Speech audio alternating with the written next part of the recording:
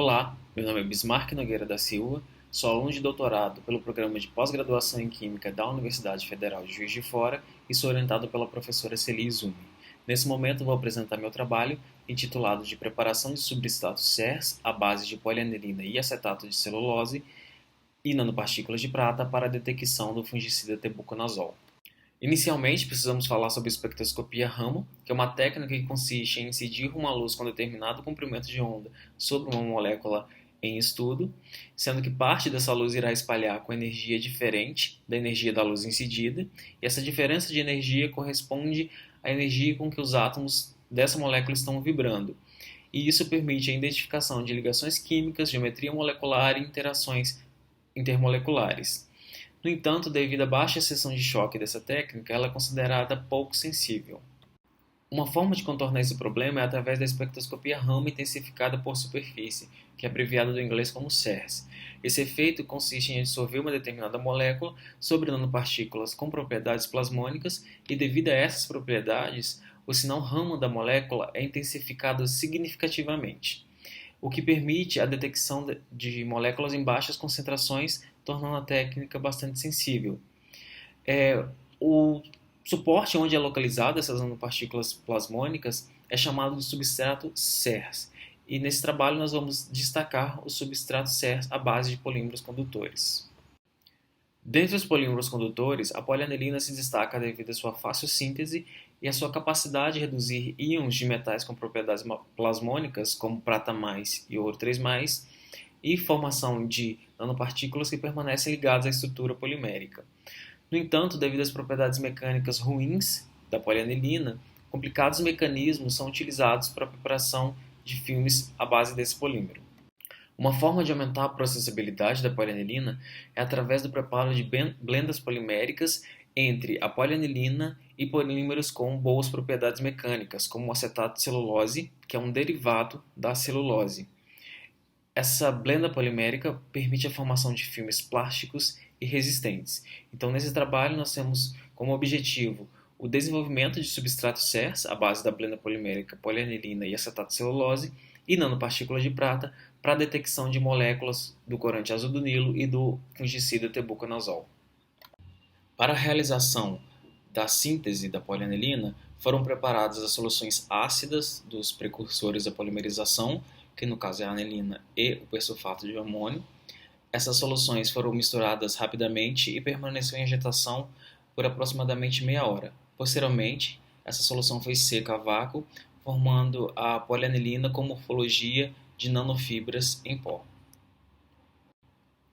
Para o preparo do filme, essas nanofibras foram adicionadas ao acetato de celulose dissolvido em acetona e essa mistura permaneceu em agitação por meia hora.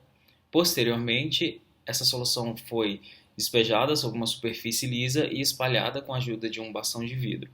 Após a secagem do solvente, forma-se então o filme da blenda polimérica polianilina acetato de celulose.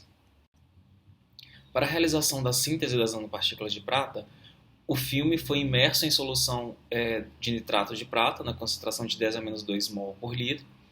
Posteriormente, esse filme foi retirado e lavado, e em seguida foi imerso em solução do azul do Nilo, na concentração de 10 a 4 mol por litro, para a realização das medidas CERS. Então, na primeira figura é apresentada uma imagem do filme formado, então formou-se um filme plástico e verde escuro. Na segunda imagem, nós podemos ver uma microscopia eletrônica varredora da superfície do filme, então formou-se uma superfície praticamente homogênea, e após a imersão desse filme em solução de nitrato de prata, formou-se nanoestruturas globulares e microestruturas cúbicas sobre essa superfície.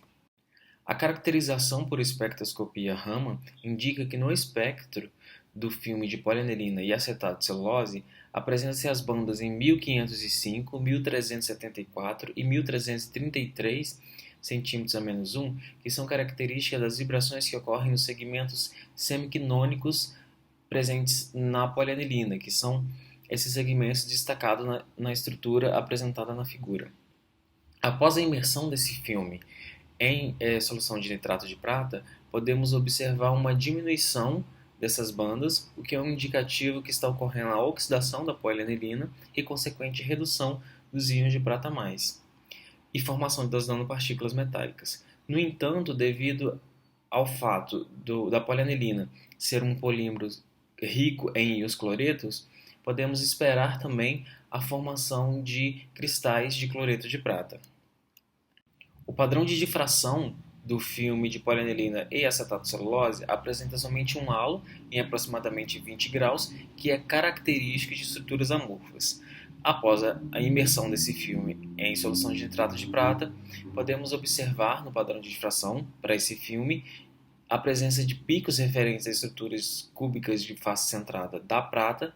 No entanto, observamos também picos mais intensos referentes à estrutura cúbica de face centrada dos cristais de cloreto de prata. Então, esse filme formado pela blenda polimérica, as nanopartículas metálicas e os cristais de prata foi utilizado como substrato CERS para a detecção do corante azul do Nilo na concentração de 10 a menos 4 mol por litro. Como podemos observar no espectro, temos as bandas características do azul do Nilo sobre um fundo de fluorescência. A presença desse fundo de fluorescência é um indicativo de que ocorreu uma baixa intensificação das bandas do corante. Isso pode estar relacionado devido à baixa densidade de nanopartículas formadas devido à formação também dos cristais de cloreto de prata. Dessa forma, esse filme foi tratado então com hidrazina, que é um forte redutor, na tentativa de reduzir a prata vinda do cloreto de prata e formação de mais nanopartículas. Após esse tratamento, esse filme foi imerso novamente em solução do corante azul do Nilo e foram realizadas as medidas CERS. Então podemos observar pelas imagens MEV, após a realização desse tratamento, a presença de nanoestruturas globulares dispersas e aglomeradas ao longo da superfície do filme. O padrão de difração para esse filme apresentam somente os picos referentes à estrutura cúbica de face centrada da prata, e não observa-se mais os picos característicos dos cristais de cloreto de prata. Então esse filme foi utilizado também como substrato CES para a detecção do corante azul do Nilo. E como podemos observar, houve uma intensificação das bandas do corante azul do Nilo e uma diminuição do fundo de fluorescência.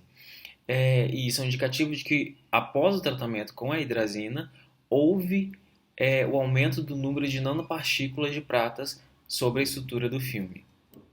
Dessa forma, esse substrato também foi utilizado para a detecção do fungicida tebuconazol na concentração de 10 a menos 4 mol por litro. Então foi realizado o mesmo procedimento, o filme foi imerso em solução do fungicida e posteriormente foi realizadas as medidas CERS. O tebuconazol é um fungicida triazólico. Ele é utilizado em culturas como de frutas e legumes e, apesar de sua utilização ser considerada segura, ele pode atuar como um carcinógeno humano. O espectro CERS desse fungicida sobre o substrato aqui analisado apresenta a intensificação de diversas bandas, característica das vibrações desse fungicida, e destacamos aqui as bandas em 1476, 1411 e 1199 centímetros a menos 1, que são características das vibrações que ocorrem no anel triazólico presente na estrutura desse fungicida. Então, como conclusão, foi preparado filmes plásticos resistentes, formados pela blenda polimérica de polianilina e acetato de celulose. Esses filmes têm a capacidade de reduzir íons de prata mais, formando nanopartículas de prata. E o tratamento desse filme com hidrazina aumenta a densidade de nanopartículas formadas e diminui a interferência do cloreto de prata nas medidas CERS. E esse filme tratado com hidrazina demonstrou ser sensível para a detecção do corante azul do Nilo e também do fungicida tebuconazol. Eu agradeço ao CIA e à Universidade Federal de Viçosa pela oportunidade de apresentação do trabalho, à Universidade Federal de Juiz de Fora e ao Labinano pela possibilidade de realização do trabalho, e às agências de fomento CAPES, FAPEMIG e CNPq. Muito obrigado.